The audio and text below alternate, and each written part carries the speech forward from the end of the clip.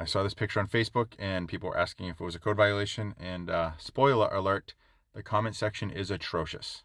So I figured I would give my opinion. So I'm not saying this install is perfect. There could very well be a handful of things done incorrectly. Like, I don't know if those are outdoor rated screws.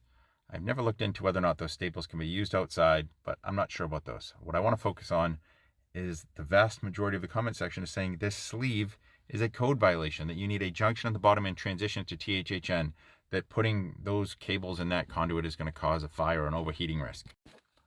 Now, I can never find this reference, so thanks to B. Tom Sparky from my podcast, I had to check with him, and he directed me to find it.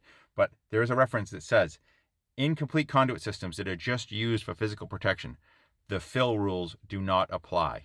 Now, the cables do count as bundled, so if they're more than 24 inches, you have to derate them. But if they're just a protective sleeve like that, if you can fit the cables in there without damaging them, it's good. You do not have to worry about overfilling that conduit.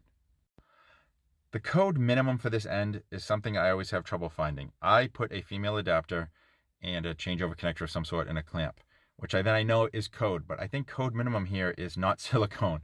I think it's a bushing, like a plastic bushing and a staple within 8 inches of the end of the conduit. But don't quote me on that. But I know if you go with the connector, you're good.